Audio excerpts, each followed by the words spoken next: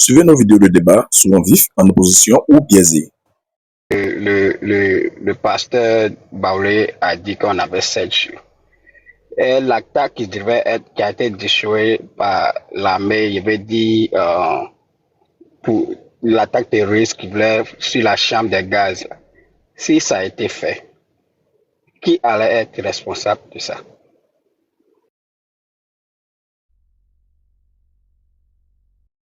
L'attaque a eu lieu. L'attaque a eu, elle a eu ce courage-là de pouvoir se le dire. L'attaque a eu lieu. Seulement que vous avez eu la vigilance des forces de défense et de sécurité qui ont réussi à repousser l'attaque. Et quand ils ont su truc, ils se sont cherchés. Et je suis prêt à mettre ma main au feu que c'est le même groupuscule qui a arrêté les grands camions dans la zone de Jacquesville à Grand Laou et qui a incendié ces gros camions. Vous voyez, l'attaque a eu lieu. Moi, je me dis que quelque part, le parquet, je ne vais pas me substituer au parquet, mais le parquet va ouvrir une enquête parce que si il y a attaque, ça veut dire qu'il y a eu préméditation. S'il y a eu préméditation, ce qui veut dire que pour que vous préméditez quelque chose, vous aviez eu besoin de moyens. Quels étaient vos complices? Qui était votre financier? Parce que on va pas prendre des jeunes gens comme ça qui vont dire aller risquer leur vie. Parce que c'est risquer leur vie d'aller saboter telle chose sans une intelligence financière derrière. Donc, c'est à la justice de mener des actions qui soient concrètes et vers la fin, nous allons attraper. Mais je suis sûr et certain que ceux qui ont désigné cela ne sont pas au pays. Tu vois, et n'étant pas au pays. Et tu vois Côte d'Ivoire, ce qui est triste en fait dans tout ça, c'est que les gars, c'est-à-dire qu'ils sont rendus à, ils pensent qu'on est à Djarabad ou bien à Islamabad quoi. C'est-à-dire que c'est les apprentis terreaux. C'est-à-dire que les gens, mais je comprends pas, mais c'est n'importe quoi. Non mais Paris, après le 2011, faut pas oublier que Cyprel au niveau de Cyprel au niveau de Yopougon a été attaqué à la lance-roquette. Parce que l'objectif de certaines personnes, si c'est pas mon mentor qui est au pouvoir, c'est qu'il n'y a pas de Côte d'Ivoire. Vous comprenez? C'est en cela que j'applaudis encore les forces de défense et de sécurité. Parce que si c'était des forces de défense et de sécurité pakistanaises, je vous assure qu'on allait compter des morts par centaines. Parce que ils ont placé, regardez ce qui s'est passé vers Agboville. On place des troncs. Une fois qu'on a fini de placer des barricades, dès qu'on voit qu'il y a de l'argent, il y a des forces de l'ordre qui viennent, on les fait une embuscade. Quand on les fait une embuscade, on neutralise ce qu'on peut neutraliser, on doit les arracher leurs armes. C'est ça l'objectif qui était final. Donc c'est du terrorisme. Terrorisme. On va dire de guérilla urbaine ou bien de guérilla tout simplement. Donc pour moi, leur objectif dès le départ a été vicié parce que tout simplement l'équipement des forces de l'ordre se sont améliorés pour épouser la situation dans laquelle l'agent ou bien le militaire évolue. C'est pour ça qu'ils n'ont pas fait de dégâts. Quand il y a eu l'attaque sur le gendarme, ils ont ramené leurs collègues à l'hôpital pour se faire soigner, mais ils ont pris de nouveaux équipements adaptés à la situation pour rentrer et aller chercher. Le soir venant, nous avons vu le témoignage de ces 3 personnes. Donc, mon cher ami, c'est à la justice de trouver les commanditaires. Et ce que nous devons demander à la justice, c'est que tout... D'accord, c'est eux là, c'est dans le lot là qu'il y a eu Franck Provost, tout ça là. Le coiffeur. Et c'est à la justice. Et ce que nous devons demander au gouvernement, c'est que arrêtons de faire des copinages entre politiciens. Parce que c'est à la fin de dire que non, au nom d'une certaine réconciliation, nous pardonnons ou bien nous signons des actes d'amnistie ou même nous donnons de la grâce, que certains ont comme l'impression qu'ils sont au-dessus des lois. Ok, je ferme mon micro. Il y a Sarah qui veut parler. Sarah. Voilà. moi, je m'aurais dit que, qu'on le veuille ou non, toutes ces personnes qui attisent à la haine, là, quelque part, ça peut être un peu d'effet parce que ces jeunes qui se sont adonnés comment on appelle, à vouloir brûler les choses de l'État et tout. Est-ce que l'État peut prendre des dispositions contre ces personnes-là qui sont à l'étranger, qui incitent à l'insurrection au pays? Est-ce que l'État n'a pas failli sur ce côté-là? Pour moi, Ça si. m'a- Moi, Parce- ok, Pour moi, si, parce que je pense que nos gouvernements, ça fait plusieurs années, ils ont trop de laisser faire. Et c'est pour cela que ça a commencé parce qu'on a des ambassadeurs, on a tout. Eux-mêmes ne décident pas, je ne sais pas si c'était à cause de réconciliation, mais réconciliation qui montre qu'il y a de la haine et ils veulent brûler le pays. Normalement, le pays lui-même, les ambassadeurs devaient saisir ces dossiers, eux-mêmes de porter des plaintes, essayer d'arrêter ça parce qu'ils sont des gouvernements, ils sont comme le gouvernement en étranger et ils n'ont pas fait leur job et il y a trop de laisser-faire dans tous nos quotidiens, toutes nos lois, tout ce que nous faisons. Dès le commencement même du procédure, il y a eu trop de laisser-faire.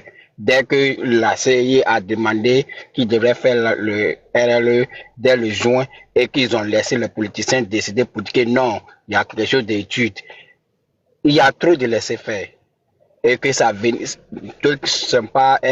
on sait qu'ils ne seront pas sur la liste, on les a laissés venir prendre des kits. Ça veut dire que tous ces trucs-là sont de laisser faire et que, je ne sais pas, hein, maintenant, je pense qu'il doit être vraiment ferme, que les lois n'ont qu'à être claires et qu'ils n'ont qu'à faire leur job. Et il y a trop de laisser faire.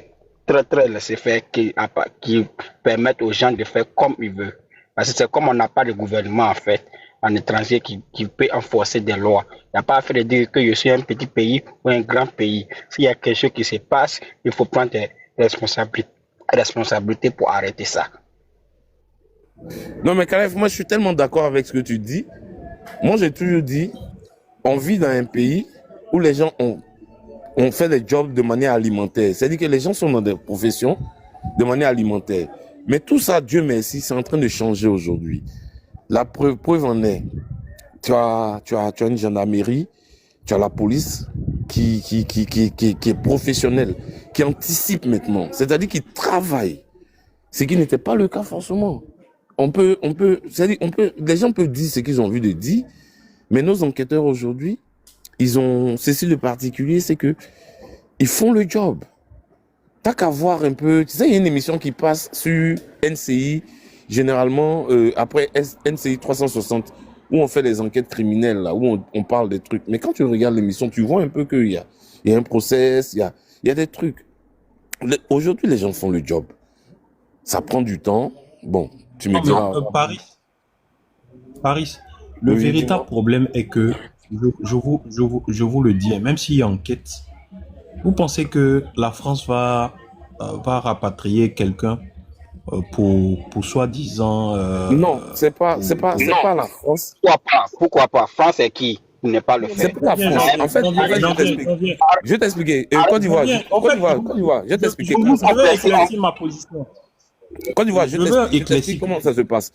En fait, c'est de la coopération. Ce qui se passe, c'est que, regarde un pays comme les États-Unis. Je parle sous le contrôle de Kalef. Hein. Un pays comme les États-Unis, que tu sois naturalisé américain, si tu es aux États-Unis, que tu es activiste, il n'y a pas de problème. C'est ton libre choix.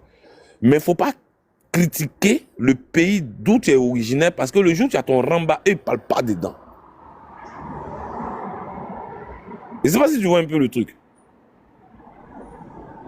Ils ne vont pas parler dedans. Okay, ils vont estimer que tu es devenu américain, comporte-toi comme un américain. Donc ceux qui le font là, ça a leur risque et péril. C'est parce que je t'ai dit que c'est des épiphénomènes. En fait, je te jure que c'est parce que nous-mêmes on joue à se faire peur, qu'on croit que ceux-là, ils sont importants. Sinon, je te promets, il y a 8 millions de lecteurs sur la liste électorale. Les gens là, quand ils ont fait direct Facebook ou même TikTok là, au pic, ils sont à quoi? 20 000? C'est quoi 20 000 personnes? Ok, Paris, Kanif, je te réponds rapidement. Si vous me per- Je vais donner 2 faits, ou bien 3 faits. Je termine, Jules Orange, je termine et puis je te laisse la parole. Je vais donner 3 faits. Euh, Très souvent, qui se souvient que la France ait déjà rapatrié des personnes que la justice ivoirienne avait besoin? Qui se souvient? Est-ce que vous avez une souvenance pour ça? Mais non, ça n'existe pas. La France, malheureusement, c'est notre partenaire, mais appelons un chat un chat. Quand on va porter plainte contre ces individus. Ces individus vont aller dire que eux, s'ils viennent en Côte d'Ivoire, ils vont les créer des problèmes.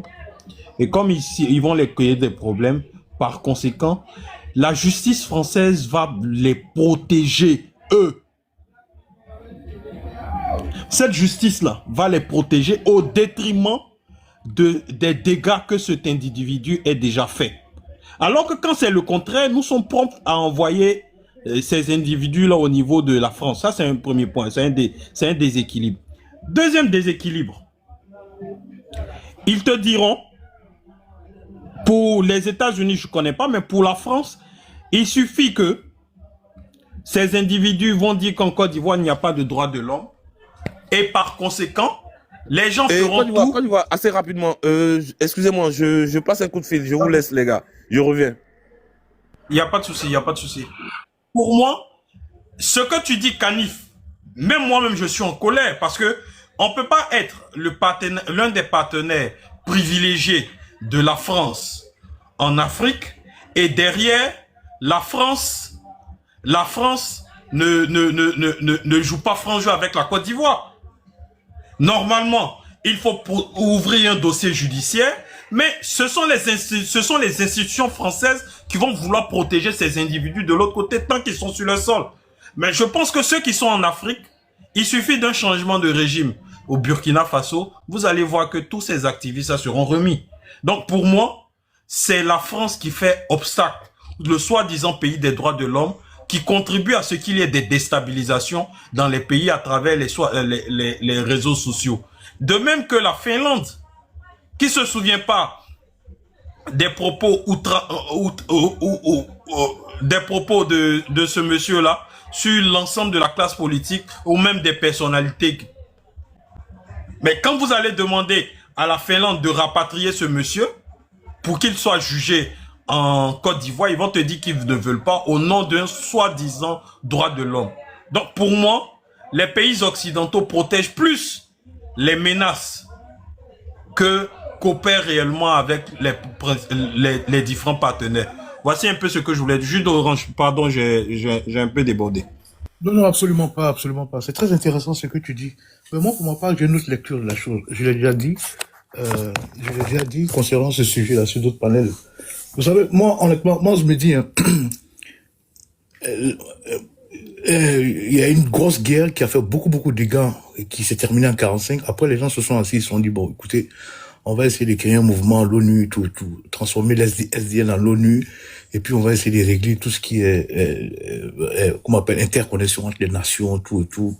Voilà. Et puis voilà, l'ONU est venue, et puis bon, après, seulement tous ceux qui sont signataires là-bas, voilà, on décide de dire, bon voilà, on décide de ne pas faire ce qu'on veut. Chacun, voilà. Donc, à partir du moment où l'ONU existe, où on est membre de l'ONU, chacun peut pas se lever pour faire ce qu'il veut, parce que c'est régi un petit peu par ça. Voilà, c'est comme une forme de garde-fou. Voilà, le bureau à Genève, les droits de l'homme, ainsi de suite, tout. Donc, du coup, entre nations, il y a des relations diplomatiques gérées par deux ministères, le ministère des Affaires étrangères. Mais ces ministères des Affaires étrangères, ils ont des flux, ils ont des canaux, ils ont des, comment on appelle, ils ont des, comment on appelle, ils ont des voies d'échange. Il y a des choses qu'ils peuvent faire ou il y a des choses qu'ils peuvent pas faire. Mais vu que le monde, vu qu'on avance dans le temps, vu que les situations changent, bon, en l'occurrence en Côte d'Ivoire, les voiles se durcissent, les choses se durcissent. Ça n'existait pas il y a 20 ans, 20 ans, 30 ans, les gens se mettaient pas en col, même s'il y avait l'avènement des multipartis, tout ça, les gens se mettaient pas en France pour appeler comment on appelle, à brûler les policiers. Mais aujourd'hui, les gens le font. Donc, moi, je pense que ça doit partir d'où? J'ai fait cette genèse là, pourquoi? Parce que je me suis dit qu'en fait, on peut pas se lever comme ça, la France peut pas se lever comme ça pour extrader quelqu'un. C'est pas possible. Ça dépend comment on appelle, des relations qu'on a. Mais moi, je dis, si vraiment on doit changer les choses, la base, ça va commencer d'abord ici chez nous, en Côte d'Ivoire. Les députés sont là pour ça à l'Assemblée nationale. Pour taper du poing sur la table. Pour demander à l'État, pour demander à ce qu'on vote des lois, afin que l'État puisse, à travers ses relations diplomatiques avec la France, faire en sorte que il y a de nouveaux articles, de nouvelles manœuvres vraiment apparaissent sur leurs échanges qu'ils avaient depuis Mathusalem. Ça là, on va proscrire ça. À partir de maintenant, au vu au su de tout ce qui se passe ces 2, 3, 4 dernières années, il faut, voilà, voici ce qu'on doit faire. Et puis tout pays, petit soit-il, sous-développé soit-il, a toujours un moyen de pression. Oui, la Côte d'Ivoire peut avoir un moyen de pression sur la France. Mais aujourd'hui, la France n'est pas le premier partenaire économique de la Côte d'Ivoire. Donc c'est possible que nous, on ait un moyen de pression sur la France. Façon de parler, en guillemets, quand je dis moyen de pression. Et puis, attends, la France, attends, la Côte d'Ivoire qui demande à avoir un individu. Macron a d'autres à fouetter que de livrer un gars comme truc, il a d'autres à fouetter. Ça serait fait assez facilement. Moi, je pense que on est trop amorphe, nous, ici. L'État est trop amorphe sur ce dossier. Il va falloir consolider, il va falloir discuter, il va falloir faire des rencontres avec le Quai d'Orsay là-bas, et puis nous aussi ici. Pour dire, écoutez, vraiment, il faut que les choses changent. On doit innover. Parce que les prises de parole ici via Internet, des gens, nos ressortissants qui sont ici, ça amène en 2020 à des têtes coupées qui sont sur la route. Ça amène aujourd'hui à un gendarme qui fait truc. Il y a plein de choses. Les preuves sont là, c'est pas truc. Ils vont pas le porter. Attends, c'est des gens qui n'ont pas, généralement, ils n'ont pas d'asile. C'est l'asile politique qui permet de faire. Et puis, déjà, même si tu as l'asile politique, comment on appelle, quand tu as l'asile politique, tu ne dois pas parler du pays dont tu es originaire. Le pays où tu es supposé être recherché ou bien supposé être personne non grata, tu dois même pas en parler. Sous peine de perdre cet asile et puis je sais pas quoi. Donc franchement, moi je pense que c'est nous qui devons ici, ça commence même à l'Assemblée nationale déjà. Il faudrait que les gens tapent du poing sur la table pour essayer de faire en sorte qu'on puisse innover cette façon de coopérer avec les pays occidentaux, surtout avec la France, parce que la majeure partie de ces véreux-là, ils sont en France. La majeure partie. Je donne un exemple, je le cite sous les départs, on nous dit qu'il est français. Et alors? On dit qu'il est français. Et alors? On n'a pas besoin d'extradition. Mais voici quelqu'un en tant que Français qui appelle les gens dans la rue. Et ça a des résultats. Ça a eu des résultats. Moi, je pense, oui, la mort du gendarme, là, le dialogue du gendarme, là, est un résultat, l'un des résultats de l'appel de Soulé de Paris. Ah oui, je peux le dire. Ça a accouché de la mort de ce malheureux gendarme. En tant que Français. Il a dit, avec plus joli balai, n'oublie pas. Et donc, du coup, voici ce que vos compatriotes font. Qu'est-ce qu'on fait? Même si vous n'extradez pas, mais il y a des moyens de rétorsion. Et quand même en France, il vit de quoi ce gars? On sait tous, on est en Europe ici, on sait comment ça se passe. Pour verrouiller quelqu'un, mais c'est à la minute. Comment ce royaume a quitté la France? Quel a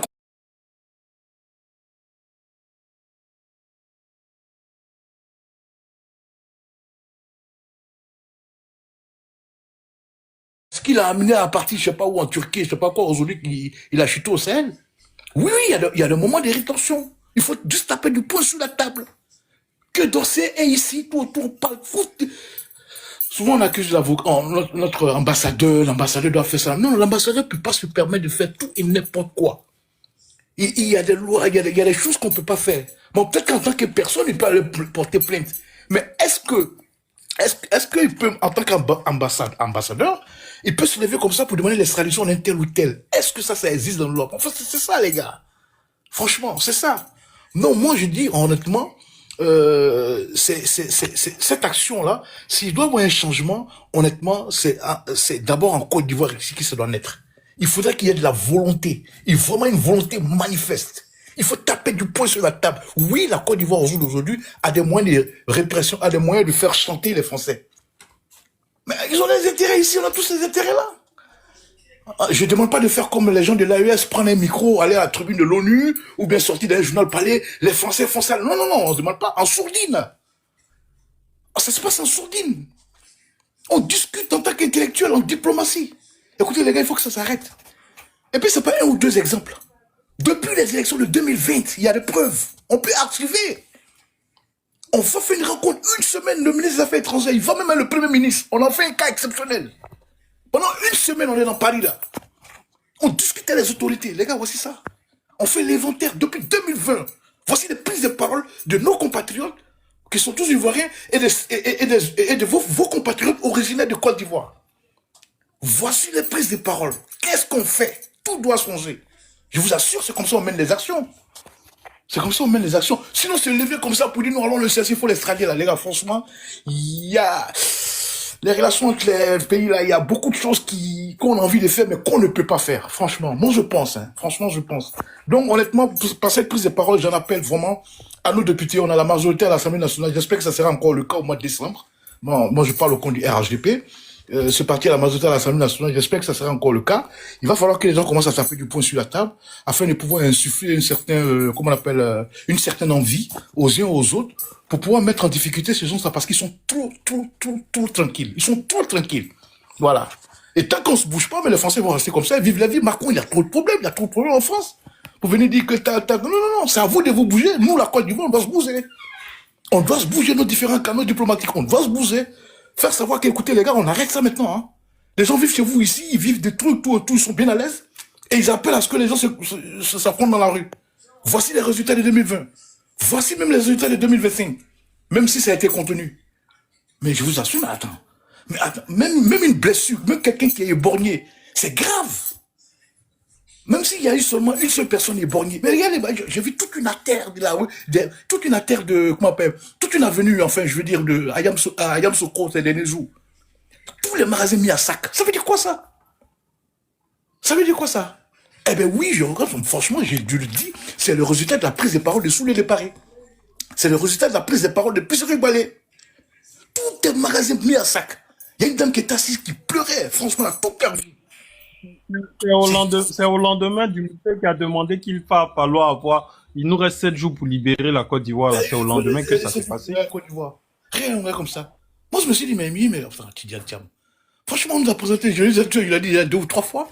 Mais voici ce monsieur où sont passés ces 20 sur 20 en mathématiques, ces 20 sur 20 en chimie, en astronomie, je sais pas, en anatomie, en fait, tout ce qui existe comme matière, truc. Où c'est passé? Ce monsieur, je le regarde dans les rues de Paris la dernière fois comme un fessiste.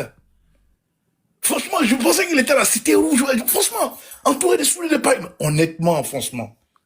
Ah non, il faut que ça s'arrête. Il faut que ça s'arrête. Et pour que ça s'arrête, on doit faire des exemples. Il faut qu'on se bouge. Franchement, on va attendre les résultats, tout va finir, on va se reposer, on fait une sieste. Quand on se réveille, il faut boire un bon café, et puis maintenant se remettre au travail. Franchement, il faut revoir surtout les relations diplomatiques avec les pays de l'Europe de l'Ouest, principalement. France, Italie, tout. Il y a la Finlande aussi on sait, il y a un autre là-bas, tout. Hein? Et puis, il faut réveiller ça, il faut discuter avec les gens. Il faut discuter, voilà. Ministère des Affaires étrangères, c'est pas visa seulement, voyage diplomatique. Non. Viens discuter avec les gens. Les gars, vraiment, ça peut pas continuer comme ça. Moi, je pense pas que les Français vont dire, mais non, ils n'ont rien fait de mal. Non, c'est arrivé, on a tout là. Toutes les prises de parole, c'est pas caché. Ouattara dictateur, Ouattara boit le sang, allez, voici comment on fait cocktail molotov. Putain, non, c'est pas sérieux quand même. Vraiment, c'est pas sérieux. Moi, je pense que la Côte d'Ivoire est un pays béni. Honnêtement, c'est pas un mauvais, je pense. Hein. Parce qu'il y a eu trop de tentatives pour pouvoir mettre en difficulté ce pays-là. Il y a eu trop de prises de parole pour pouvoir foutre la merde dans ce pays-là. Je dis pas qu'il y a pas eu de pertes. Il y a eu des moments de désolation, il y a eu des moments de trucs. Mais honnêtement, au sorti de tout cela, regardez-nous là maintenant.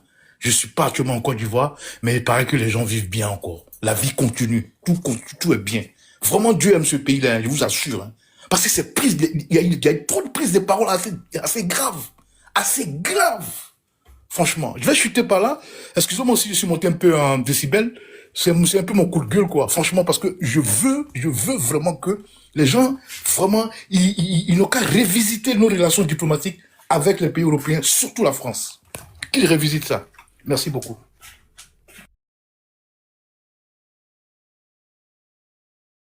Amir est monté. Amir, bonsoir.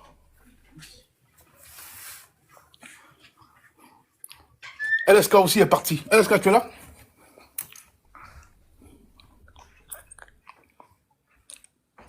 Ah, tout le monde est bien calme. Hein? Est-ce qu'elle répond pas? Donc, ça là, nous, on n'est que deux. Hein? Si tu me dis aussi que tu as disparu, je vais dire, oulala.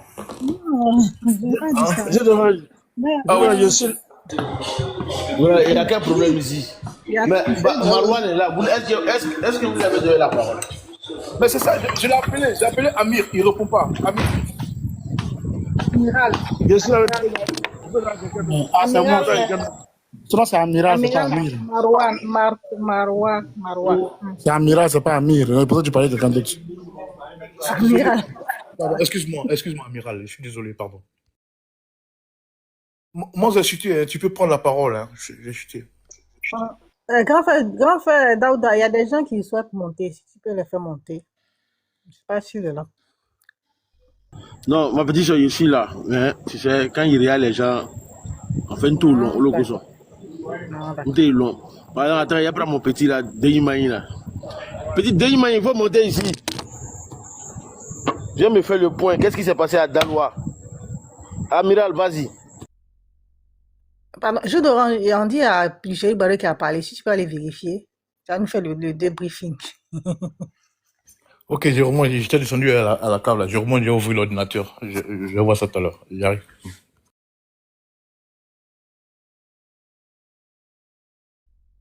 Amiral. Amiral, Parole. t'as donné la parole, hein, Amiral. Je sais pas, Amiral. j'ai écorché ton Oui, nom, oui. Non, il y a quelqu'un qui parlait, c'est pour ça que je me suis tué. D'accord, alors, donc bonsoir à tout le monde, particulièrement à Daouda.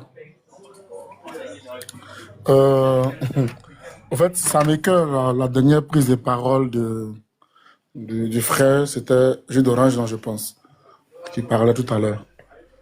Bon, déjà, les relations diplomatiques entre les pays, là, malheureusement, sinon je dirais heureusement pour l'humanité, ce n'est pas le RDR qui a la main sur tout, comme la justice, la police et tout en Côte d'Ivoire.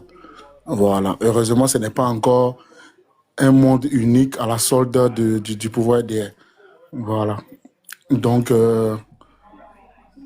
dit qu'il faut aller les chercher, vraiment, je ne sais pas comment vous allez faire ça, mais bon, on attend de voir. Ça, c'est déjà un. Deux. Mais je vais juste le rappeler. Quand M. Ouattara a lancé son appel de faire tomber les fruits mûrs, de rendre les pays ingouvernables, de frapper les pouvoirs moribonds, il n'était pas sur le sol ivoirien. Il n'était pas sur le sol ivoirien. À la suite de son langage, il a eu un coup d'État. Donc, je pense que si tu devais t'indigner, il fallait d'abord partir de là. Voilà. Il a dit, après les élections de 2000, on n'attendra pas 2005 pour prendre le pouvoir. Ça, c'était, je crois que c'était sur une radio. D'accord? À la suite de ces paroles, il y a eu un coup d'État, une rébellion. Si tu veux comparer, si on veut comparer les dégâts que la rébellion a fait à Côte d'Ivoire, dégâts matériels, humains, et tout ce qui va avec développement et tout, franchement, à ta place, si tu étais vraiment du RDR, c'est un sujet vraiment que tu n'aurais même pas abordé. Mais c'est tout ça qui fait qu'aujourd'hui, il y a une Côte d'Ivoire des frustrés, une Côte d'Ivoire des arrogants, et qui crée des intercelles. C'est ça le problème. C'est comme si les actes de quelqu'un d'hier, aujourd'hui, on fait comme si ça n'a jamais existé, c'est les autres qui sont les diables. Pourtant, on a posé pire que ça hier. N'est-ce pas? On a posé pire que ça hier. Il faudrait d'abord, pour la stabilité de notre pays, chacun d'abord regarde son rétroviseur. Et peut-être que ça va nous aider. Ouais. Voilà. Peut-être que ça va nous aider. Sinon, ceux qui ont déstabilisé ce pays-là, pendant 10 ans, nous ont traînés dans tout ce que vous savez, jusqu'en 2010, là. Ils n'étaient pas en Côte d'Ivoire. Ibrahima Koulibaly vivait en Italie. Ou bien, Soro Guillaume, selon Vergès, ou bien quoi là, il y avait des réunions nocturnes, lui, Ouattara et le président Chirac à l'époque. Le président Ouattara et le président Chirac à l'époque à Paris. Soro Guillaume n'était pas en Côte d'Ivoire.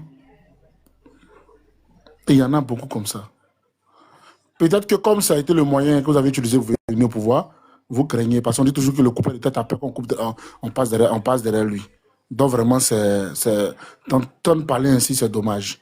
Voilà. Et puis, pour te rassurer, en tout cas, à moins qu'ils ne commettent des crimes directs, s'ils ont leurs documents, tout ce qu'on peut leur dire, c'est de quitter le territoire français, comme ils l'ont fait pour, je pense, pour Guillaume Soro à l'époque. Voilà. Sinon, dis là, il n'y a pas quelle démarche la Côte d'Ivoire va faire pour les extrader. Je veux dire qu'il y a vraiment 1% de possibilités. C'est tellement impossible. Tout ce que la France peut faire, c'est pour dire que, ah, si vous êtes chez nous ici, ne parlez pas. Mais voilà en Espagne, ils vont aller en Finlande, je ne sais pas moi. Ce qu'il faudrait faire, c'est de créer des conditions d'une Côte d'Ivoire réunie. Ce n'est pas de faire la chasse aux sorcières. Ce n'est pas de faire la chasse aux sorcières. Voilà, il faut arrêter. La chasse aux sorcières, là, ça ne va pas aider la Côte d'Ivoire. Aujourd'hui, c'est vous qui êtes là. Demain, ça sera peut-être un autre groupe. Ils vont faire quoi? Ils vont poursuivre encore d'autres personnes. Ou bien ils vont séquestrer leur pouvoir. Et puis d'autres vont se plaindre. Tu vois, ce que nous dénonçons depuis des années, nous voulons une Côte d'Ivoire où tout le monde se sent de dire, de faire, d'agir dans le respect des lois. Pas une Côte d'Ivoire unique à la solde d'une partie, d'un seul groupe. Ça crée forcément des frustrés. Ça crée forcément des incompris, des gens qui se révoltent, des gens qui parlent. Vous voyez. On avait eu une RLE peut-être en 2025. Elle sur le Paris, elle a appelé quelqu'un à aller marcher. On avait eu, c'est pas moi, un dialogue politique concret. Est-ce que Picheri Balé allait appeler peut-être à aller marcher? On avait eu, comment je dis, une révision de la liste électorale, un audit de la liste électorale, la participation de tous les candidats. Comme ça a été le cas pour quelqu'un hier pour ne pas brûler la Côte d'Ivoire. Voilà. Parce qu'ils avaient pris la Côte d'Ivoire en otage, on était obligé de les mettre là. Nos parents continuaient à mourir au nord et dans le centre de la Côte d'Ivoire. Donc on l'a fait. Donc c'est pour dire qu'aujourd'hui, là, tenir ce genre de discours, bon, moi je t'encourage à ne pas tenir ce genre de discours en tout cas. Voilà. Ce qu'il faut dire, écoutez, créons les conditions pour qu'en Côte d'Ivoire, là, celui qui n'est pas content, là, il prend le boulevard, il marche, la police l'accompagne, il va chez lui à la maison. En Côte d'Ivoire, là, créons les conditions pour que le droit de chacun soit reconnu, chacun puisse s'exprimer, dire ce qu'il pense, parler, personne n'est exclu, personne n'est poursuivi, arrêté, et tout ce que... La France a fait 1 an les gilets jaunes dans la rue. Oui, il y a eu ceux qui ont fait des cas, ils sont passés devant la loi. Mais les gens ont marché. Pas plus tard qu'hier, Mélenchon a dit, pas hier, je veux dire, mais avant les élections de Côte d'Ivoire, dans un discours, ils avaient fait, je crois que c'était entre août et septembre, ils ont fait leur opération, on bloque tout. Mélenchon a dit, on va rester dans la rue jusqu'à ce que Macron tombe. Mais tu as 10 en Côte d'Ivoire aujourd'hui, directement Maca. Direct. Maca ou bien PPA, comment vous l'avez nommé maintenant. Voilà ce qui envoie les crises dans les pays. En tout cas, pour ce qui concerne la Côte d'Ivoire. Quand on se rappelle même que ceux qui sont assis là, ils ont fait pire que ça. Et je vais le rappeler. Je ne rappelle même pas peut-être à vous, mais vous le savez. Je le dis à ceux peut-être qui nous écoutent, qui sont peut-être trop jeunes, ou même qui ont une vague idée de ce que je dis. Ceux qui sont là aujourd'hui, là, du président Ouattara, Chérif Ousmane, Kone Zakaria, jusqu'à descendre en bas, là, je ne vous apprends rien. Vagodo Diomandé, je ne vous apprends rien. Sur le passé concernant la Côte d'Ivoire. Et quand aujourd'hui on dit oui, non, vous n'avez pas le droit de parler, vous salissez le pays. Ah, et à le temps, j'ai frappé le pouvoir moribond, j'ai fait tomber les fruits mûrs, je n'ai pas attendu 2005 pour le pouvoir. On rend le pays ingouvernable, s'ils veulent, on va tout niagami. Quand il disait ce discours-là, il faisait le bon jour, le bon mot de la Côte d'Ivoire, quoi. Non, pas bien. Essayez de chuter. Oui, non, je vais chuter. Voilà, donc je vais chuter pour dire que je sais pas le sujet. Hein, à ma place de parole, je vais vous demander c'est quoi le sujet, mais comme le frère a parlé, donc je réponds à ça directement. Et puis c'est dommage.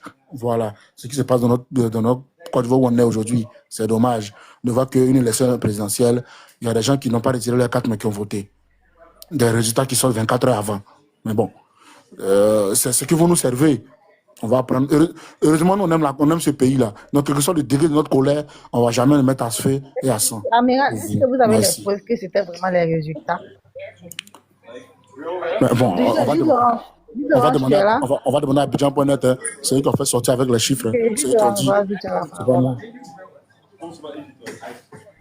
Ouais, dis-moi, Sarah. C'est à moi la parole? Oui, tu as la parole. Ok, voilà. Je vais profiter maintenant pour voir un peu le truc. Merci beaucoup, cher monsieur. Merci beaucoup. Vous êtes arrivé, vous dites que vous ne connaissez pas le sujet.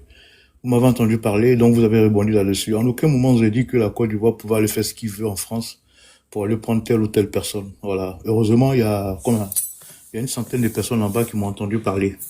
Voilà. En aucun moment, bon, le RDA, c'est pas le RDA qui gère le pouvoir en Côte d'Ivoire, hein, c'est le RHDP. Bon, je sais pas, mais en tout cas, il y a des gens qui disent toujours RDA, c'est pas c'est pour faire mal ou bien pour faire truc, bon, enfin, je sais pas. Maintenant, voilà, que quoi encore? Que le docteur Alassane Ouattara étant en exil a dit que je vais frapper le pouvoir. Il y a l'ex-président de la Côte d'Ivoire, là, sous la refondation, Laurent Gbagbo, qui s'est adonné à cet exercice-là. Mais je pense pas que ça lui a fait gagner des points, pendant le débat d'entre-deux tours des élections de 2010.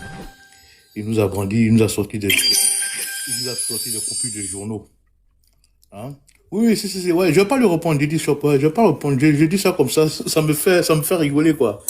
Ouais, en grande pompe, l'ancien président de Côte d'Ivoire, Laurent Gbagbo, dans le discours dans deux tours, dans le débat dans deux tours, ah ouais, je vais le démonter, il nous envoie les brochures de journaux. Alassane Ouattara a dit que je vais frapper le pouvoir. Mettre des coupures de journaux dans la même balance que la prise de parole de Picheri Bali, que la prise de parole de Kone Babo, qui dit comment est-ce qu'on fabrique des cocktails Molotov pour brûler les militaires des FDS. Franchement, vraiment, monsieur, moi je m'incline, vous avez raison, moi j'ai plus rien à dire. Franchement, j'ai plus rien à dire. Merci beaucoup. De toute façon, on attend les résultats. Moi je crois qu'ils sont en dépouillement. Ils ont fini les dépouillements, ils ont fait les PV. Enfin, ils vont tout acheminer. Et puis on verra. Il paraît que Picheri Balé a encore parlé. Bon, on va aller chercher un peu de curiosité. On va voir ce qu'elle a dit là. Mais dans tous les cas, moi en tout cas, moi j'attends les enquêtes contre Abidjan.net, parce que le président de la CEI a porté plainte pour cette sortie, pour cette sortie grave et inconsciente. Je ne sais pas où est-ce qu'il voulait créer dans le pays, donner des résultats des matchs qui ne s'est pas encore joué, franchement. Et il y a des gens qui croient à cela. Et si j'ai bien entendu, je pense que vous avez fait allusion à ça tout à l'heure. On est dans un pays où on a des résultats des élections avant même que les trucs. Si tu dis ça, c'est parce que c'est parce que je sais pas si tu crois à cela ou bien tu donnes du crédit à cela, mais franchement, c'est ahurissant. On est en 2025. On est en octobre 2025. Il y a des gens qui croient à cela. Franchement, c'est quand même fort. Moi, honnêtement, monsieur, j'ai bien compris tout ce que vous avez dit, hein. J'ai bien compris. Moi, je vous souhaite bonne continuation dans vos trucs. Moi, en tout cas, ce que je pourrais dire à l'opposition en Côte d'Ivoire, c'est de se remobiliser afin d'attaquer de façon démocratique les prochaines élections législatives, afin qu'ils puissent avoir beaucoup de députés à l'Assemblée nationale, hein, pour qu'ils puissent puiser dans cet hémicycle-là, pour faire passer les lois, en vue de fragiliser le pouvoir RHDP. C'est ça le jeu diplomatique. Voilà. Ça sert à rien de venir réchauffer sur le panel. Tantôt c'est qui a gagné les élections en 2010, tantôt c'est qui a fait ça. Moi, je suis bien content quand même de ta prise de parole quand tu dis que le RDA peut pas aller prendre qui que ce soit en France. Donc, ce qui démontre effectivement que la Côte d'Ivoire n'est pas la sous-préfecture de la France. Puisqu'on ne peut pas, nous, on peut pas aller prendre en France ce qu'on peut prendre. Donc, voilà. C'est donc ces deux pays responsables de ce qu'ils font. Voilà. Donc, merci beaucoup. Moi, en tout cas, c'est ce que j'en tire comme leçon, quoi. Voilà. Moi, par ta prise de parole, moi, je peux conclure que la Côte d'Ivoire n'est pas une sous-préfecture de la France et que tout ce qui se passe en Côte d'Ivoire n'est pas dicté forcément par l'Élysée. Voilà. Parce que si c'était le cas, normalement, ces gens-là étaient déjà au pôle pénitentiaire de Yopougon, quoi. Donc, voilà un petit peu ce que je peux dire ça. Bah, en tout cas, le débat, c'est pas ça. Le débat, c'est en fait l'élection présidentielle. Voilà. Le débat, c'est l'attente des résultats. Le débat, c'est autour aussi du professionnalisme ou non de nos forces de défense et de sécurité. Est-ce qu'ils ont assuré? Est-ce qu'ils n'ont pas assuré? Que devraient-ils faire? Voilà, ou pas? Donc voilà, quoi. C'est en cela qu'on attend les interventions des uns et des autres ici, hein. Enfin, je crois. Voilà, parce que ça fait quand même quasiment 2 heures que je suis là. En tout cas, c'est le sujet. Voilà. Donc voilà, je vais chuter par là et puis je vais continuer à chercher un peu la prise de parole de la dame là, pour voir un peu ce qu'elle nous a servi. Ce qu'on nous a servi ce soir, quoi. Merci beaucoup. Là, je suis tout pour le moment. Merci, Dieu d'orange. Merci beaucoup. Monsieur Kanté. Monsieur Kanté Abdoul, vous êtes là? Oui, bonsoir. Bonsoir à tous. Bonsoir, vous allez bien? Ça va très bien, Vous par la avez la grâce. parole. Merci.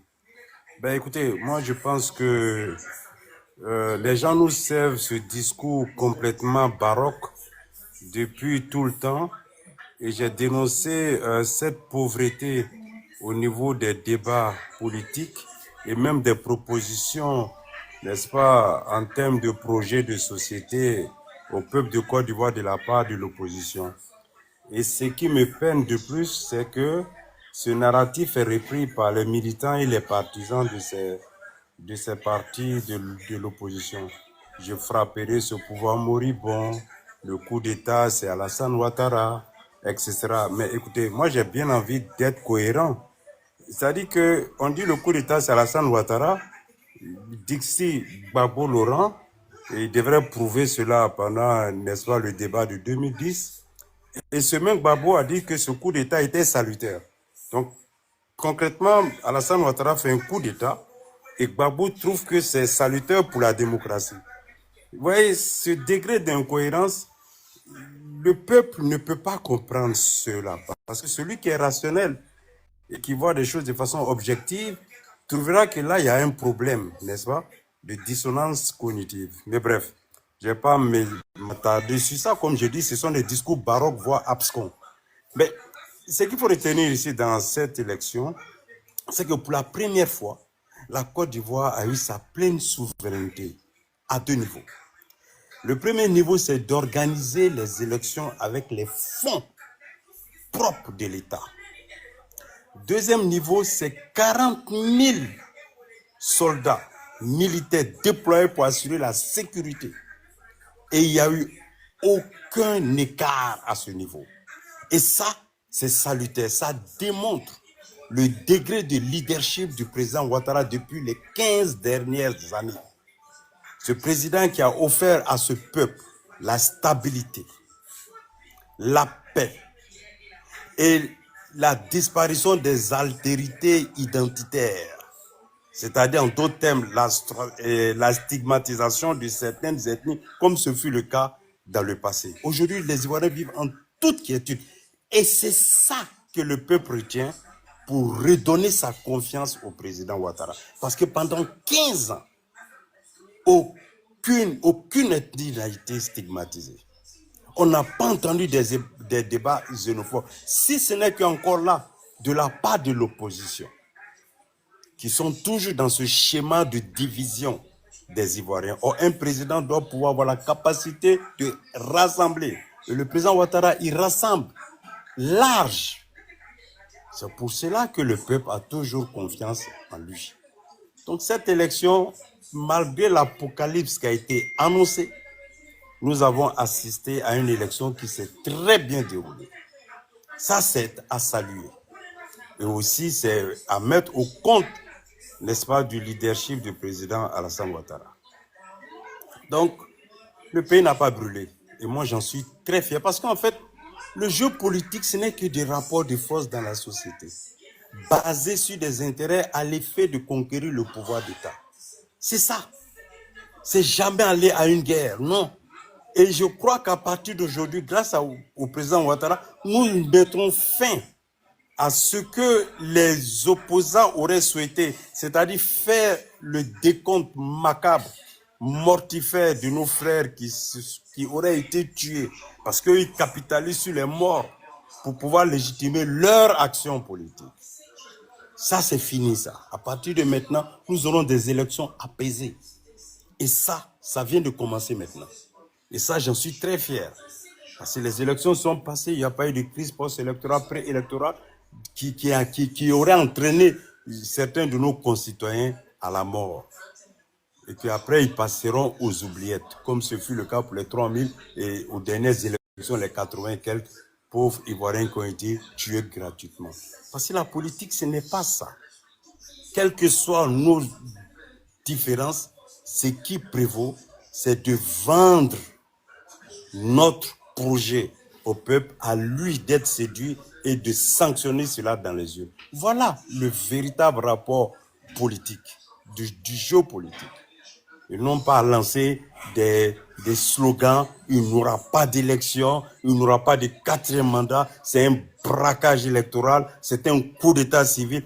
Tout ceci pour mater et jouer sur l'inconscient de la masse à l'effet de les exalter vers l'abîme. Mais ça n'a pas pu passer parce que nous avons un pouvoir qui veille à la sécurité des Ivoiriens.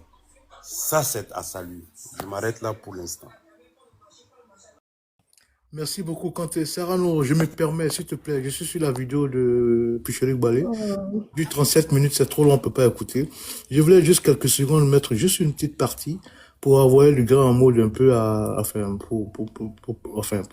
pour étayer un peu les dires de Monsieur Kanté tout à l'heure. Regardez un peu le caractère violent du discours de cette dame. Il faut pas oublier qu'un jeune homme est mort. Hein. Il faut pas oublier que les gens ont perdu beaucoup de biens. Hein. Il y a les Baka que j'ai vus qui ont été arrêtés, les vitres cassées, tout. Il faut pas oublier qu'il y a eu beaucoup de pertes. Mais voici la prise de parole récente, là, maintenant, là, depuis Chéri Balé. Voici ce qu'elle dit. Elle est contente de tout ça, quoi. Regardez, écoutez. Il n'y aura pas élection, il n'y a pas eu élection. En tout cas, on veut dire merci aux patriotes ivoiriens. Malgré la répression, malgré les emprisonnements, malgré les morts, ils se sont levés, ils sont sortis. Yamsoukro là, c'est à Dulabougou seulement les ont voté. À Bengougou, ils ne sont pas sortis. Dans les villages même, on n'en parle pas. Et les forces de l'ordre ont eu le courage de tirer à balles réelles sur les populations. À Dabou, à Godou même, il y a eu un mort. À Zoukoube, vous faites honte. J'arrive sur vous tout à l'heure, force de l'ordre. Donc, si on veut faire le bilan de la journée d'aujourd'hui, là, félicitations aux patriotes. Il n'y a pas eu campagne, il n'y a pas eu élection. Grâce à vos actions, ils ont dû modifier leur programme de campagne. On a la victoire. Ça, c'est malgré la répression. Hein. Donc, imaginez si on nous laissait manifester normalement. C'était déjà fini. C'était déjà fini. C'était déjà fini. Donc, félicitations. La victoire, là, elle n'est pas loin. On ne doit pas se décourager. La victoire, là, elle n'est pas loin. Félicitations, 1000 fois félicitations. Vous êtes des dignes fils du pays. Je vais arrêter la vidéo là, elle dure 37 minutes. Elle a fait ça à ce jour, je crois qu'il y a quelques heures. Non, parce que Sarah vient de me dire. Et c'est une vidéo de maintenant, là, elle vient de le faire. Vous voyez, vous voyez comme elle insulte quasiment ou pratiquement même les forces de l'ordre. Je rappelle qu'il y en a un qui est décédé dedans. Mais elle n'en a rien à secouer. Non. Elle fait même pas allusion à cela. Voilà.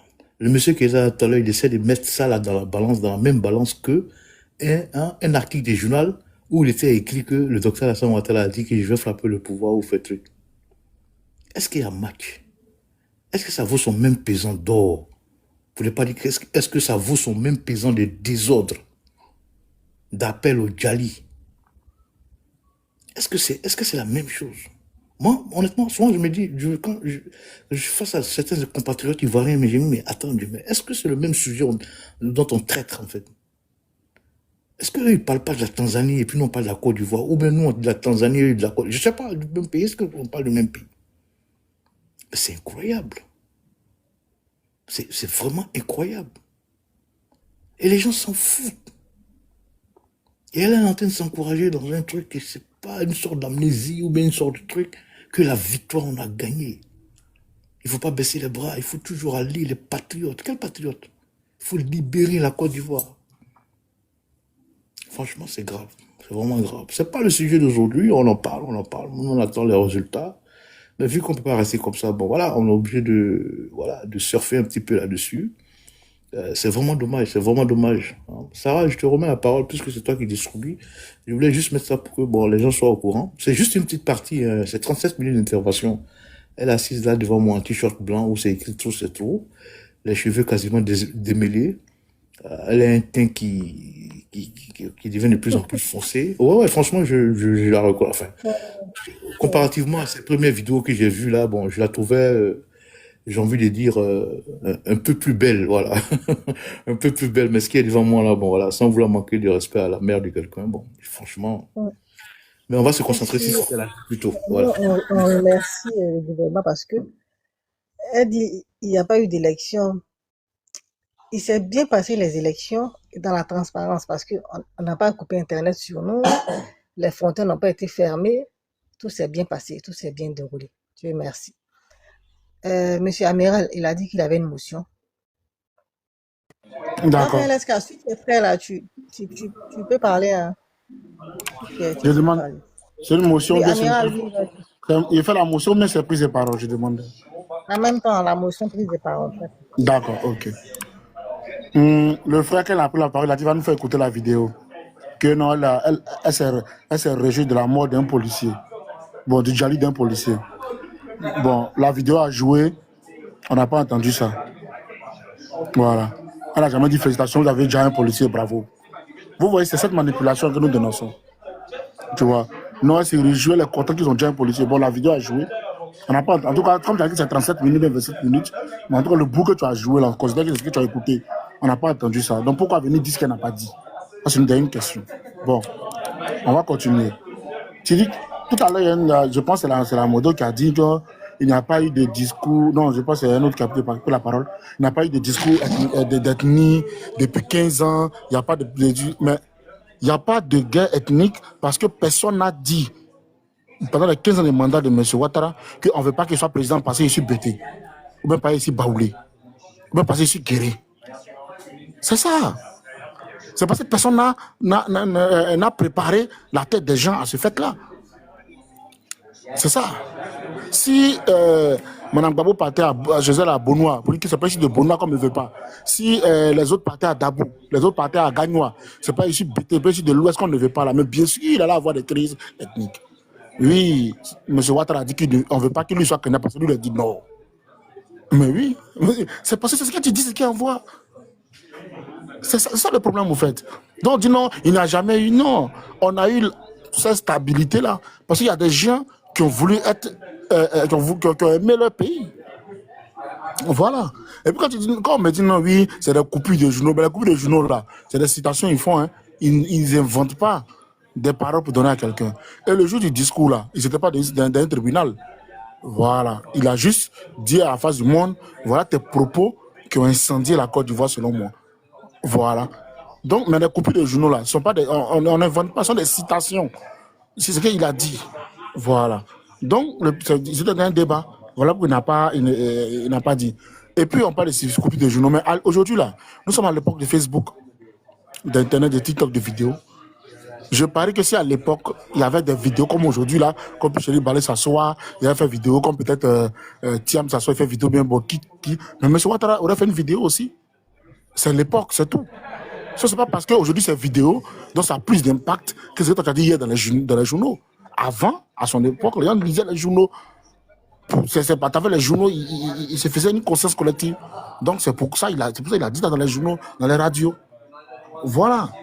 Donc, on va dire non que, oui, on compare vidéo. Non, les mêmes paroles que vous trouvez incendiées aujourd'hui là. Mais votre président a dit pire. Et on va vous le dire. Ça vous fait mal, mais on va vous le dire.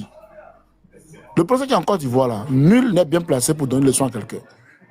Donc, conclusion, asseyons-nous autour de notre très cher Côte d'Ivoire que nous aimons là. Et puis, trouvons un cadre de bonne vie pour tout le monde. Voilà.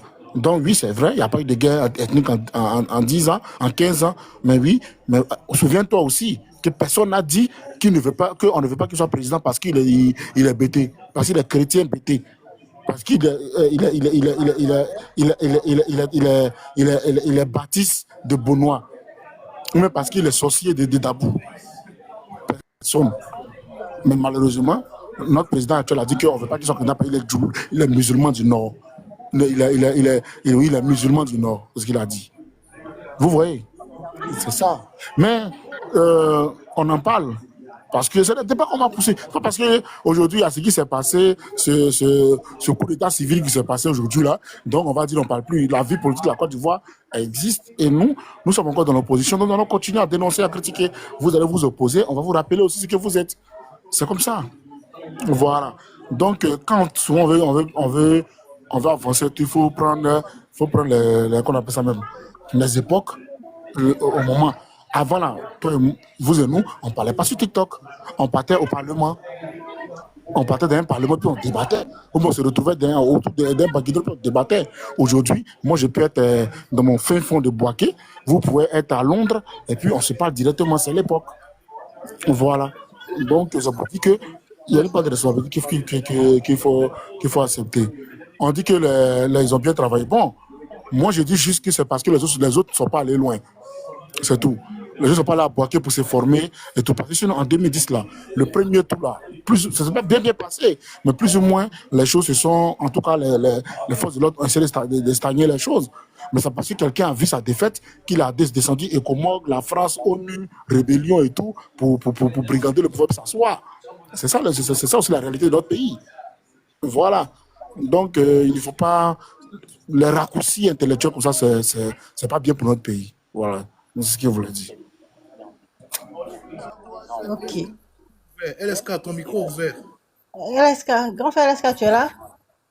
Je ne sais même pas que son micro est ouvert, on dirait. LSK. Ouais, je suis là. Ouais, ton micro ouvert. Tu Oui, veux je prendre vous la écoute, parole? désolé. Ouais, Sarah. Oui. Sarah, j'ai écrit motion en bas, je sais pas si tu as vu. Hein. Juste une minute. J'ai pas vu. Ok, vas-y. Et puis, je promets de ne plus parler. Voilà. En tout cas, moi, c'est ma dernière intervention sur le sujet, là, tout. Et je promets de ne plus parler. Les gars, moi, franchement, je demande aux gens, hein, un verre à moitié plein ou un verre à moitié vide, même si dans le fond, c'est la même chose, mais c'est pas la même façon de le dire. Je n'ai jamais dit ici que Piché Oubalé dit que je me réjouis de la mort des gendarmes. Jamais. Jamais. Jamais dit ça. Voilà. Voici ce que j'ai dit à la suite de cette parole. Nous, ce qu'on sait, on a dit qu'il n'y aura pas élection, il n'y a pas eu élection.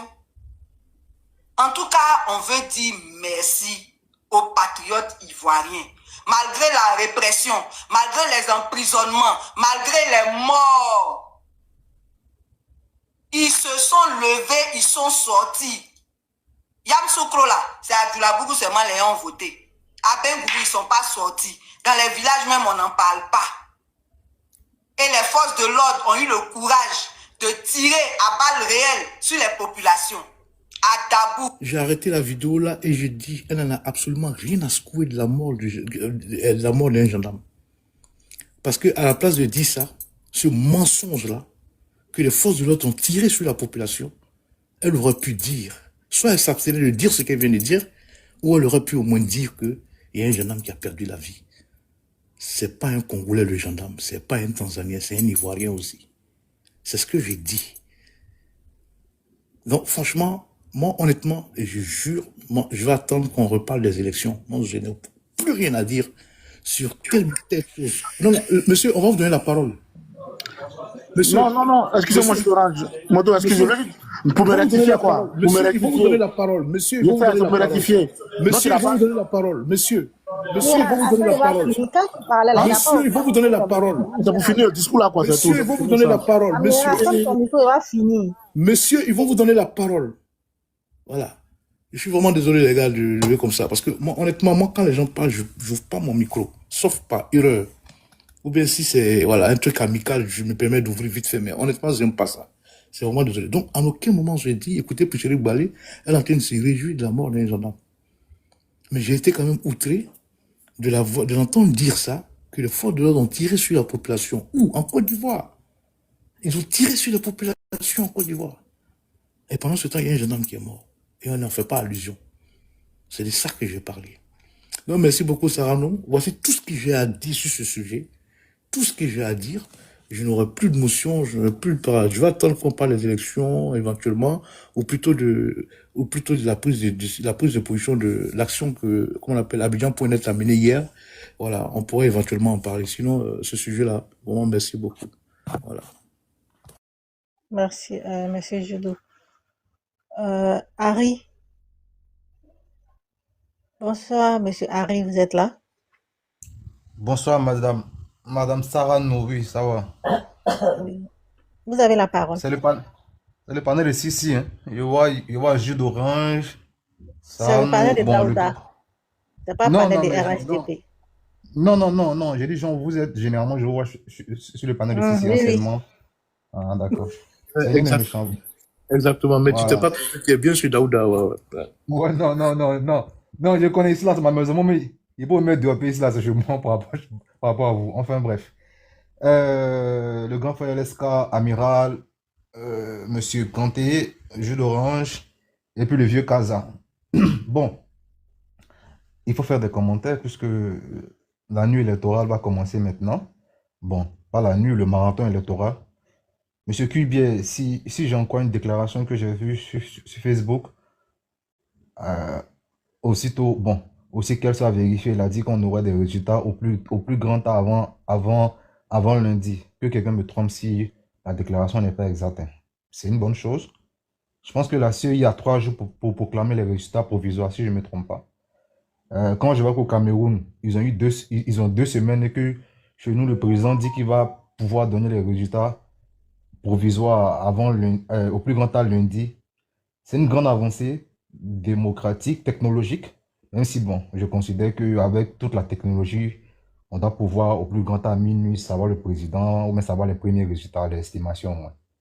Mais bon, on va se contenter de cette amélioration-là. Si d'ici lundi, on a des résultats définitifs, le Conseil constitutionnel va statuer. Puis bon, je crois que d'ici vendredi, on va passer à autre chose. Comme le RDA a envie qu'on passe à autre chose rapidement, le président Alassane Ouattara sera président. Et puis bon, le ciel n'a pas tombé sur la Côte d'Ivoire. Ça, c'est un constat.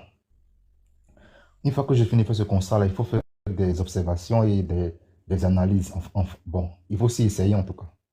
La première analyse que je fais, elle repose sur le chiffre que M. Kubier donne. Il donne une cuillère bon, une sorte d'intervalle de taux de participation qui serait entre 40 et 50%. Un taux de participation prévisionnel, hein, par rapport aux remontées qu'il a sur le terrain. Dans un taux de participation de 40 à 50%, ça reviendra à dire qu'il y a 4 millions d'Ivoiriens en tout qui n'ont pas voté, qui n'ont pas pris part au vote. Voilà. Ça veut dire qu'il y a 4 millions d'Ivoiriens, au moins 4,5 millions d'Ivoiriens en âge de voter, présents sur la liste électorale, qui n'ont pas pris part au vote. L'enseignement qu'on en tire, c'est que il y a 4 millions qui ont voté et que si le président Alassane Ouattara, même s'il gagne avec 90%, il y a une grande partie, la moitié de la population qui n'a pas voté. C'est un enseignement sur lequel l'opposition peut statuer. Moi, ce soir-là, je veux dire qu'il faut... On aime bien les histoires, hein. Nous, au PPACI, notre leader, c'est un historien.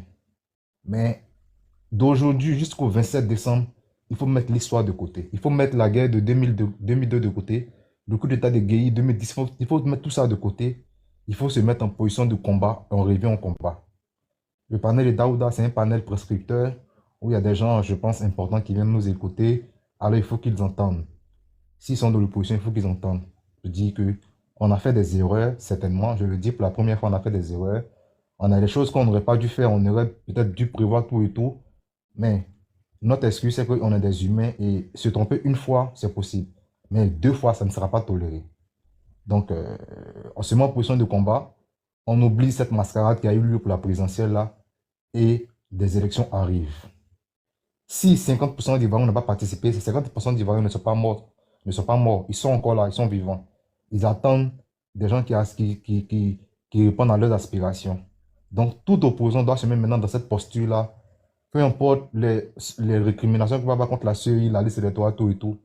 On se met en position de combat pour ce qui va devenir. Voilà ce que j'avais envie de dire. Parce que on ne va pas éternellement rester à dire à parler des relents tribaux, des discours xénophobes qui ont un cours dans le pays. Non, c'est plus le débat.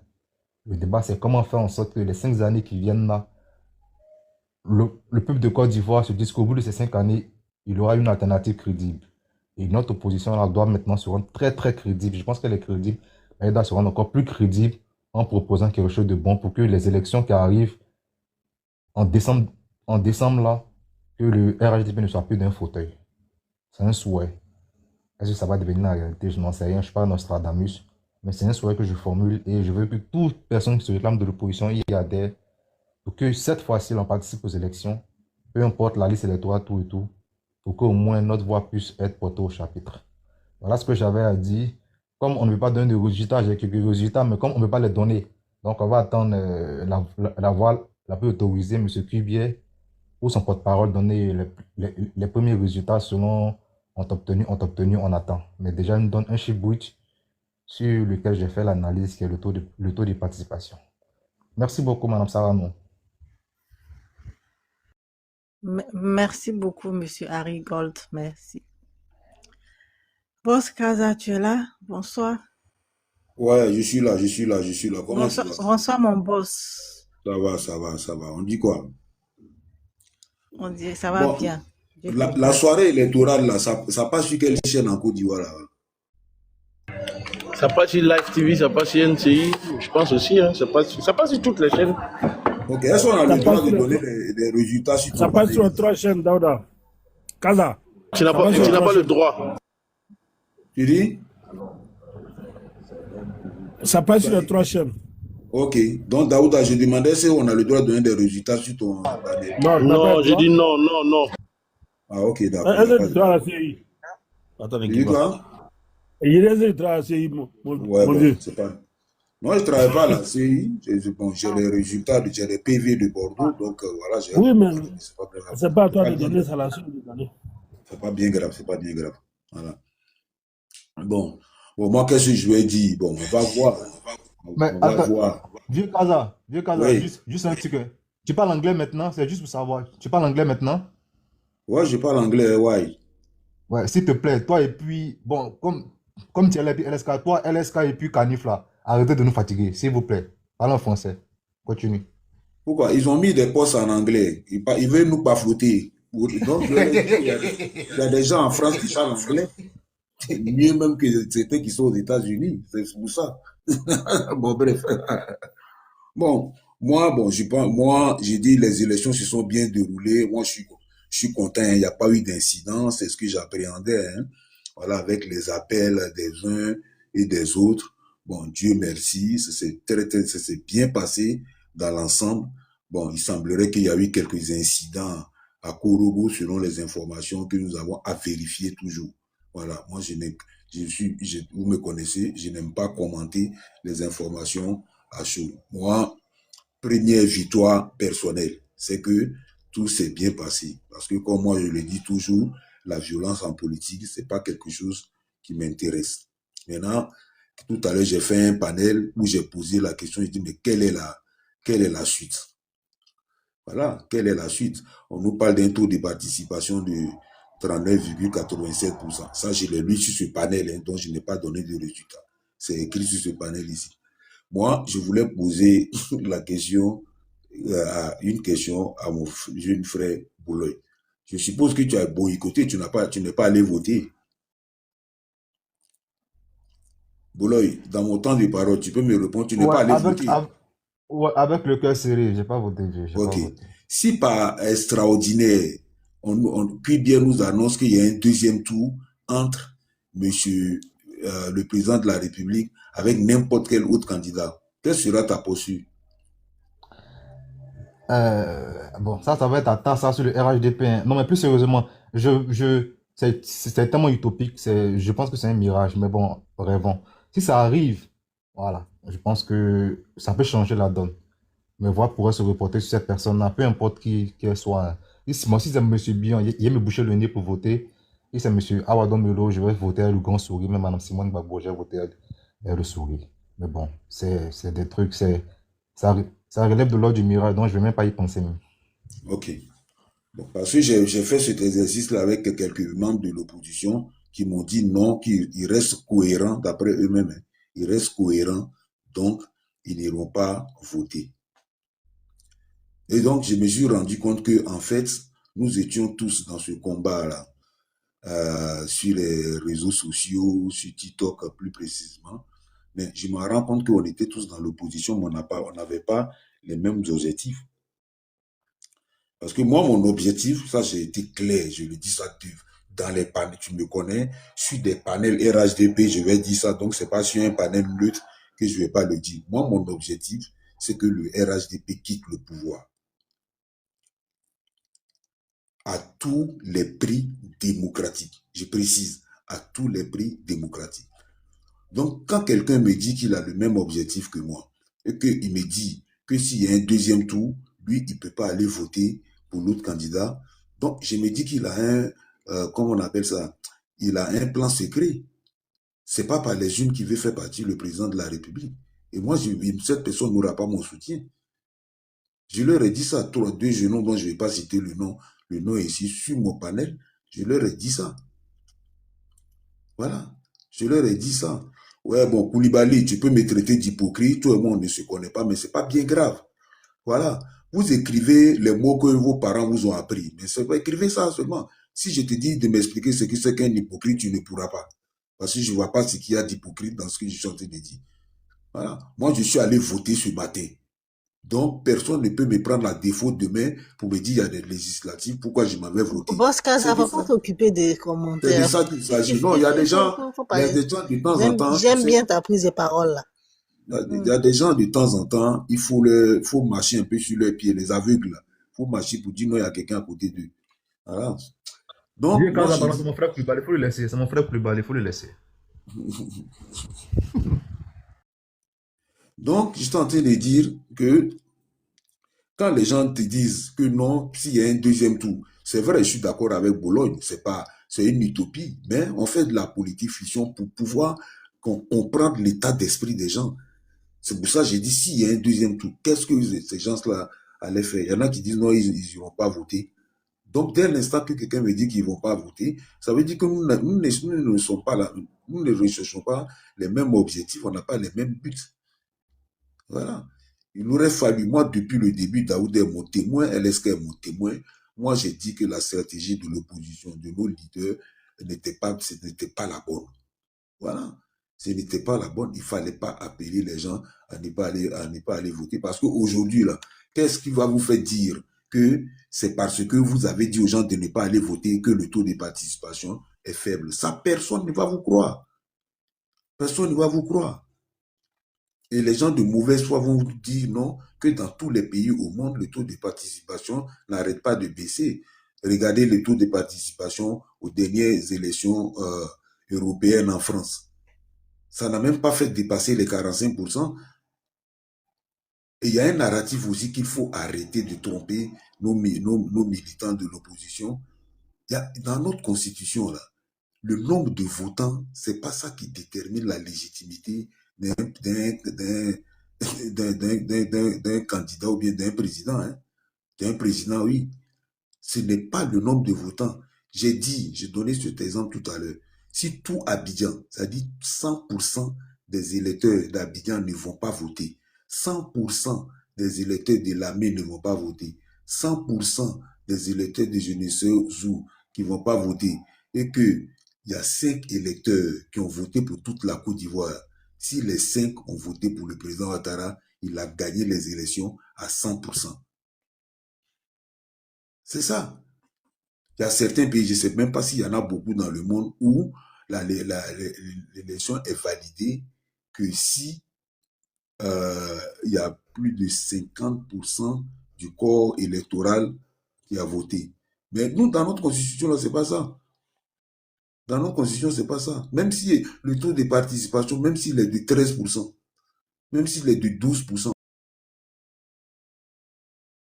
celui qui a eu plus de voix dans les 11%, là, c'est lui qui est élu président et le Conseil constitutionnel va le mettre comme président et puis on va passer à autre chose. C'est l'erreur qu'on commet. Parce que j'ai entendu sur des panels cet après-midi, oui, est-ce qu'il sera, si le taux de participation est de 30%, le président ne serait pas légitime. Ça, c'est une loi que vous avez créée dans votre propre tête. Ce n'est pas comme ça que ça marche. Hein. Ce n'est pas comme ça que ça marche. Voilà. Le président, personne ne vous a empêché d'aller voter. Vous avez décidé de ne pas aller voter. Donc, vous n'allez pas venir empêcher ceux qui ont décidé d'aller voter de choisir leur président. Ça, je suis désolé, mais c'est dur à comprendre, mais ce n'est que la pure réalité. Ce n'est que la pure réalité. Voilà.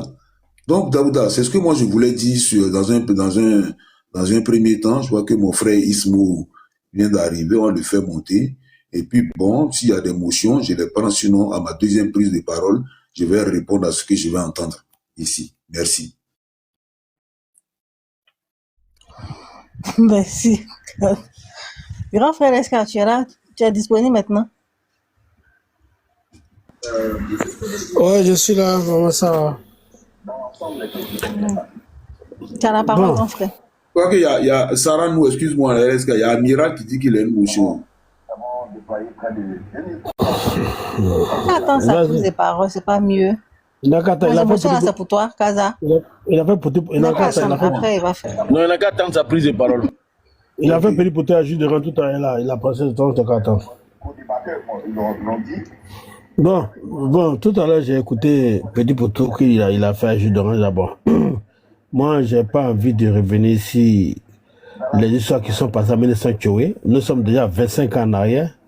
On va pas tout rechasser les mêmes choses encore pour ça. Bon, maintenant, Kaza, honnêtement, attends, ça, moi, je suis d'accord avec toi. Hein, parce que depuis hier, on est sur les panels que tu passes.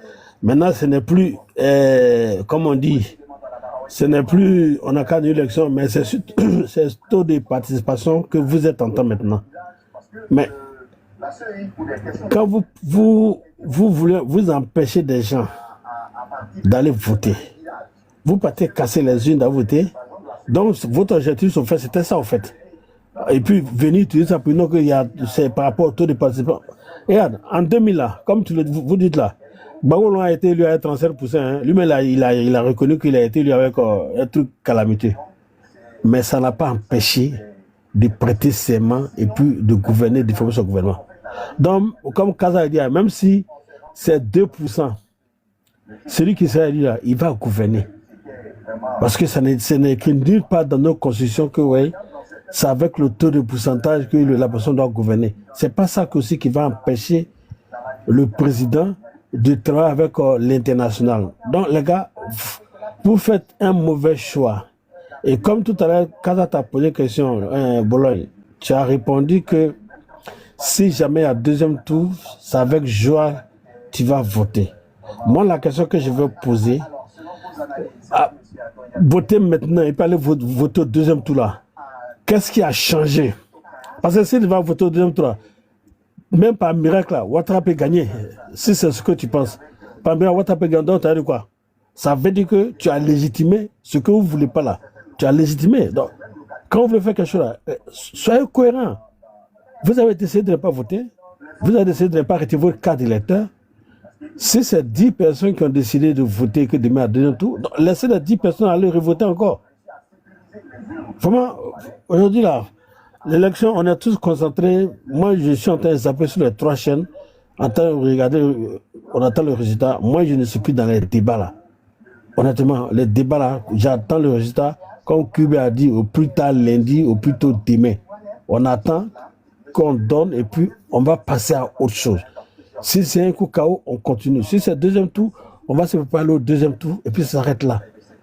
Mais moi, je ne veux plus être dans les débats de cette histoire d'élection. C'est fini ça. Celui qui n'a pas, ceux qui ont refusé d'aller voter, bon, tant pis pour eux, la vie continue. Merci, maman Sarah. Merci beaucoup, grand frère. Grand frère Daouda, tu es là? Si tu es là, faut faire monter Ismo. Je pense que Kaza a la main ici. Attends, je vais Grand le frère faire Daouda, tu es monter. là? Attends, je vais le faire monter. Ok, d'accord. Monsieur Kanté. Monsieur Kanté Abdou, vous êtes là?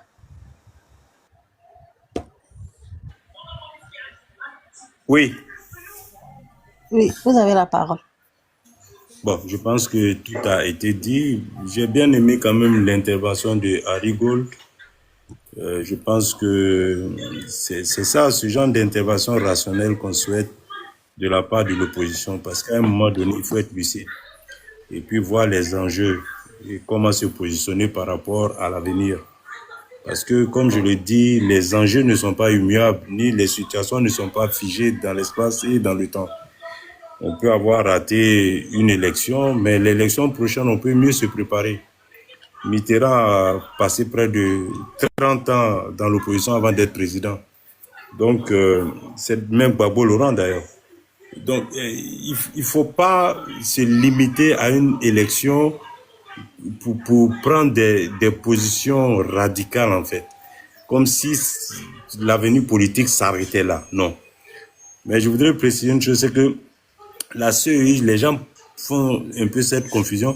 La CEI a 3 jours pour transmettre les résultats provisoires, pas pour proclamer. C'est le Conseil constitutionnel qui proclame. Et c'est cette ambiguïté-là d'ailleurs qui a eu lieu en 2010, là où on disait que après 3 jours, si la CEI ne proclame pas, elle est folklore. Non, elle doit transmettre. C'est pas de proclamer. Bon, tout a été dit en ce qui concerne les élections. L'élection, tout a été dit. Voilà, ça s'est bien passé. Dieu merci. Il faut maintenant se positionner. Moi, je me pose la question. Cette opposition qui a boudé cette élection présidentielle au motif de ne pas croire, n'est-ce pas, à la pertinence ou à la crédibilité de nos institutions, comment elles vont se positionner pour les législatives et les municipales? La question reste posée parce que si vous boudez une élection présidentielle, que vous allez vous présenter à l'élection législative avec cette même CEI et ce même conseil constitutionnel, là je me dis que quelque part il y a un grave problème d'incohérence, quoi. Quoique tout est possible avec cette opposition, il s'agit d'attendre, voir comment les choses vont passer. Moi je souhaiterais qu'ils y aillent, même si, bon, quelque part ils seront incohérents. Après la politique, c'est pas faire avec les émotions ou bien, c'est pas moi, des histoires de personnes ou quoi que ce soit. C'est d'être réaliste, pouvoir au moins peser à l'hémicycle et puis impulser une politique de l'opposition.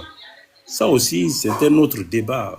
Ceci appartiendra à ces leaders de pouvoir donc repositionner leur combat politique. Sur ce, moi, je ne vais pas trop m'éterniser parce que bon, tout a été dit en ce qui concerne les élections. On attend le taux de participation et là aussi, le taux de participation, c'est vrai qu'on dira s'il est de 50%, tant mieux. Mais la psychose qui a été créée, n'est-ce pas, a joué dans la balance de ce que les Ivoiriens ne sont pas sûrement sortis massivement, non pas parce qu'ils ne sont pas intéressés à la chose politique, mais la peur a dû animer certains de nos concitoyens. Bon, on verra l'opposition qui va bien sûr tabler sur le taux de participation pour pouvoir donc encore venir avec le discours de décrédibiliser cette élection. Ça, c'est des positions qui seront vaines parce que le président sera élu, il va continuer son mandat et la Côte d'Ivoire ne va pas brûler. Voilà. Merci.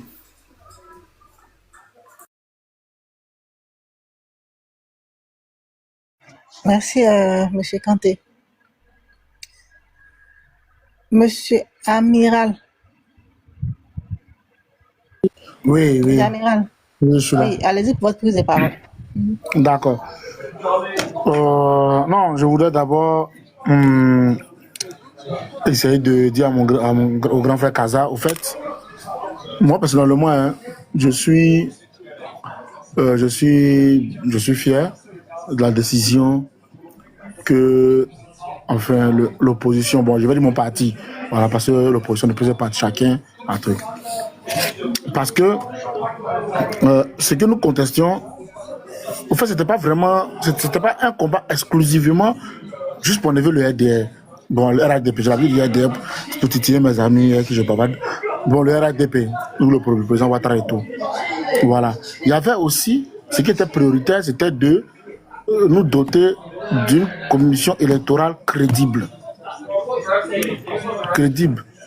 Révision de la liste électorale, une commission électorale crédible qui est une liste électorale surtout consensuelle, qui mettait tout le monde d'accord.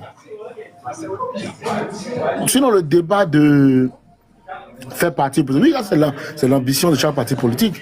Et donc, moi, je pense que c'est pour ça qu'ils ont cette action-là a été lancée. Et bien sûr, je pense que si par miracle, comme on a dit, c'est tellement, on n'en parle même pas parce que nous-mêmes, on est au courant. Nous ne sommes pas des enfants. Si jamais il y avait un deuxième tour, moi, j'espère que les partis politiques, selon de l'opposition, ils vont se réunir encore pour discuter. Mais je ne pense pas qu'ils vont appeler encore à les voter. Pourquoi? Parce que le but même, c'est la liste électorale qui n'est pas crédible et la commission électorale elle-même.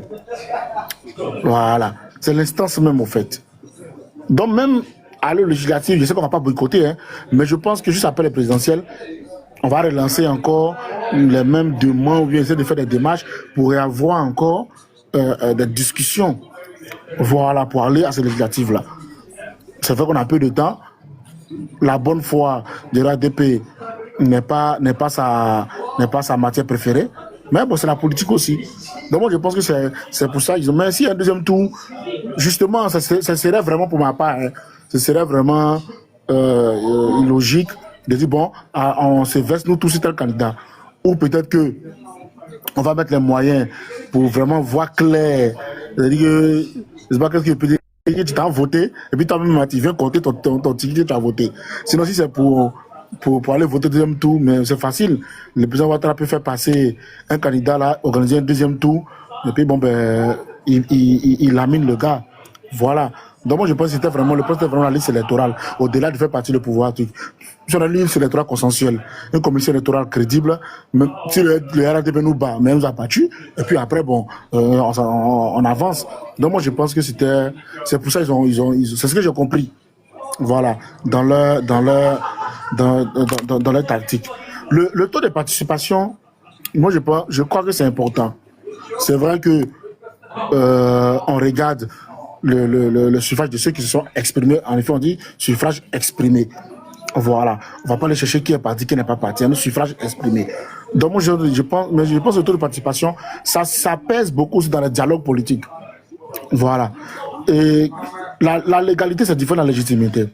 Oui, légalement, tu peux présenter on t'a voté.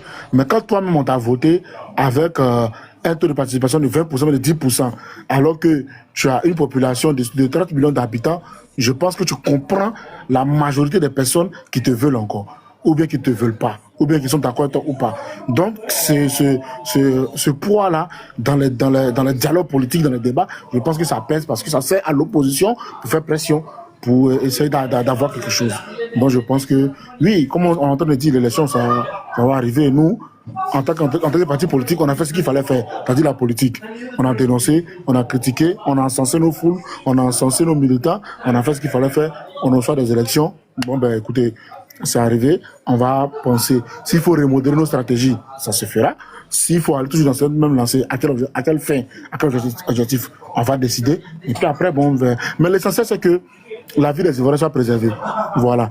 La stabilité du pays, de la Côte d'Ivoire soit préservée. Et surtout les lois qui nous font vivre, qu'on appelle ça même, soient respectées. Donc... Suite à l'écoute des échanges, partage ton opinion dans les commentaires.